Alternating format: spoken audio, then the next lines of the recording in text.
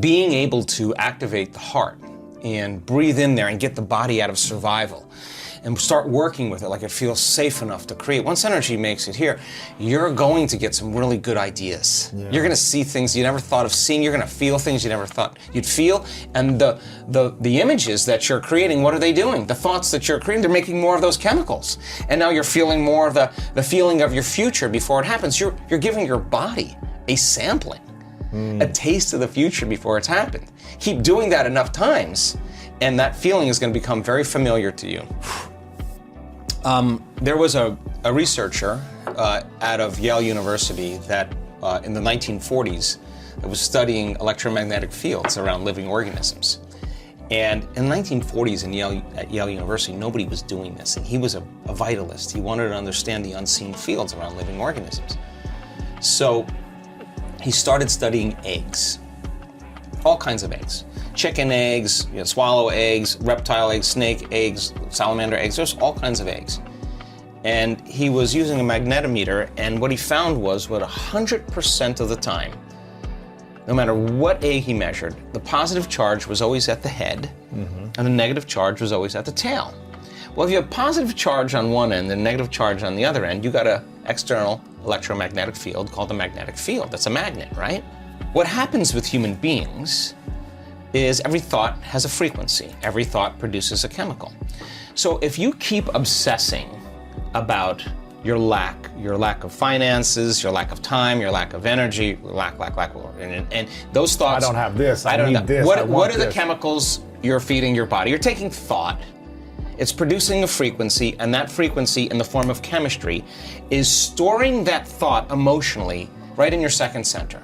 You feel guilty, you feel unhappy. The moment you feel unhappy, then you generate more thoughts equal to that feeling, which makes more chemicals, and you keep taking energy from the brain and storing it in the body. If you react to people in your life and you feel anger, frustration, whether it's traffic, the news, whatever it is, parents, whatever, you're drawing from this field, this electromagnetic field, you're tapping that resource, and you're making chemistry out of it, and the field shrinks. So now, by doing that and living in survival, the body no longer is a magnet. So now you have very little energy in the brain. In fact, 5% of the energy is in the brain, and 95% is stored in the body. Now the body's been conditioned emotionally. So a lot of energy in the body, very little in the brain. So we do these different meditations and these different techniques to draw that energy right up to the top of the head. Now, when this energy shakes loose and it starts to move, the sympathetic nervous system switches on. And instead of releasing energy out like you're being chased by a predator or you're having an orgasm, that same energy is going up into the brain, and the brain switches on and it goes into these very high frequencies called gamma brainwave patterns. Now the person has an arousal. It's energy that's being released into the brain, and you can only describe it as ecstasy or bliss. So the energy of guilt that was stored from thinking and feeling in the same way releases, and it travels up to the brain and is going back. And when it reaches the brain, what happens? You get more energy in the brain and it begins to produce that external field. So you're beginning to create a field around your body. You can imagine the future as opposed to staying in something from the past. Well, once the energy's moved, you're going to feel pretty blessed in that moment. The amazing thing is that rush of energy that's moving into the brain is changing the brain's physiology and producing that field. And now you have energy to heal. So now the body is a magnet again. And it's as the energy moves up the spinal cord and it starts passing through those spinal nerves, and there's a lot of dynamics going on the body, that energy that was once stored in that one of those energy centers that's released is energy to heal, energy to create a new future. You're replenishing your field, and now the body becomes more of a magnet instead of an inert piece of metal with no charge, right? So the person then who's reacting to whatever person or circumstance in their life, the stronger the emotion that they feel towards politics, towards the traffic, towards their girlfriend, social towards their media, ex, whatever, the more they're paying attention to it. But where you place your attention is where you place your energy. Well, you're not creating. What you're doing is you're tying up your vital life force. You're giving your power away to that person or that circumstance that you could be using to create a new life with. So when a person's sitting in their meditation, and I love doing this, we just had an event in Marco Island. I'm going to take people further than where they normally go. I know they're going to go, oh, well, I'm done with my meditation. No, you're not done. We're going to take you to that point where that feeling is so in your face, and you can't turn on your cell phone. You can't get up and walk away because 1,000 people are not getting up and walking away, and you're part of the community. You're sitting in the fire, and you have one of two choices. You can let that brain run on programs and hardwired patterns, and the arousal will drive your brain further out of bounds, or you'll practice the formula. And as you lower the volume to that emotion, you're going to take your attention off that person or problem. Guess what? Here comes energy back to you. You're taking your power back. And now you're building your field that way. And when that happens, energy starts to move up into the heart. Once it makes it to the heart, it's going to the brain. So we start seeing people, their hearts naturally open up. And all the things they thought they wanted when they came to the event, they no longer want because they feel like they have it. They don't need it anymore. Because they feel like they got the feeling before the experience, so that they feel so whole that they no longer want. And they're not looking for their future anymore. You only look for it when you feel lack. When your body's conditioned emotionally into the future, why would you look for it when it feels like it's already happened? Now this is where it gets weird, because now things start coming to you and you're no longer in need. And when it comes to you, go, oh, here. Take it, I don't want it. I just wanted to know that I could create it. And people create a lot of wealth in our events. Yeah. And the first thing a lot of people do is they say, I'm buying a cruise for you. I'm buying you your car. Oh, Mom, I'm getting you that house. Why do they do that? Because they're so excited. They feel so amazing, and they're thinking, I could do this again. Why would a person in lack wouldn't give? A person who's abundant would give, because they know how to create. So now the game changes. It's no longer about the self. And you're doing it because that you know that you can create it. So then maintaining that state when you're in love. Yes. When you're in love. In your body. You are in love. Not in another relationship. No, you're not looking for it. You're not looking for it. You would be in lack. When you're in love, there's nothing to do. You're in love. You're the magnet. You are it. And so you are love. Yeah. So the events that come into your life would not only be just a reflection of a relationship with someone that you wanted to be intimate with. You would have meaningful, loving relationships that would enhance that feeling. And when it didn't, you would say, "Ooh, you know what? I don't know. I don't know if this is right for me." You would trust that because you worked really hard to nurture this, to protect it, to grow it, to trust it again, to open up, right? It takes a lot to do this. But we see men in our work.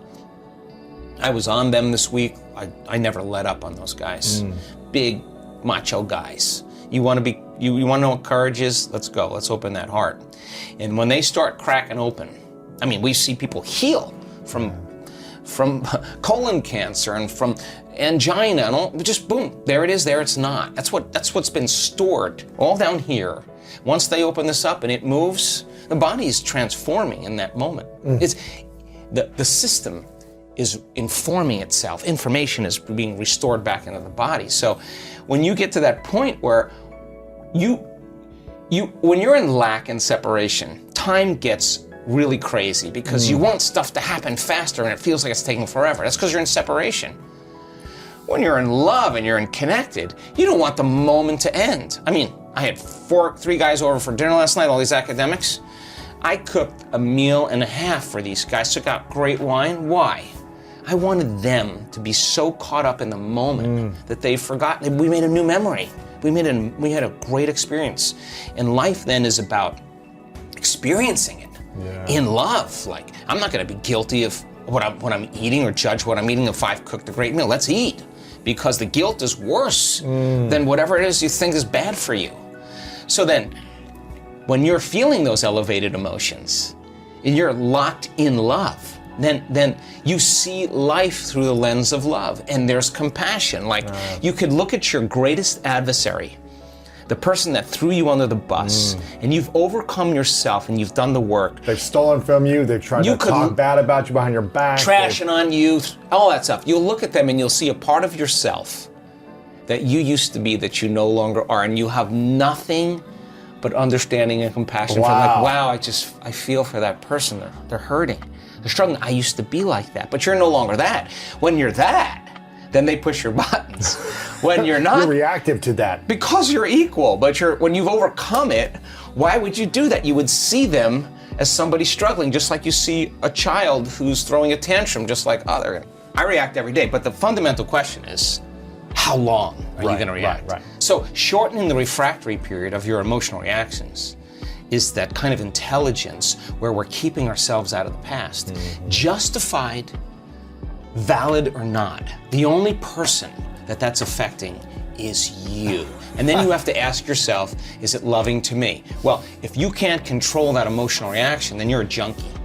And you're on a bad trip, and you're overdosing. Mm-hmm. But if you know that you're overdosing, you got to get beyond your rational mind, because you'll say, why are you this way? Oh, because I should. All right, and by you doing that, is it making more of those chemicals? Yeah, why were you doing that? To make you feel more like it's justified. So then, this takes, listen, I excuse myself many times in one day. Because I'm in reaction mode, let me step aside. I'll be like, are you kidding me? What did they do?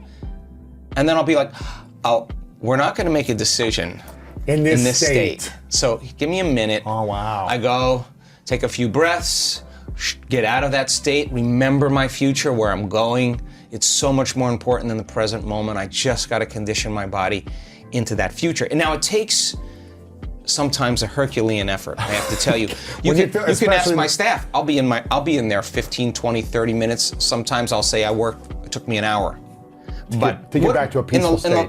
In the expanse of all eternity, if I don't overcome that emotion, then I'm in my past, and that's karma, because that emotion's gonna drive my behaviors and thoughts, and I'm gonna be predictable. My past is gonna look, my future's gonna look a lot like my past. So if I'm soulfully on the journey, then what matters the most is being able to learn the skill of self-regulation.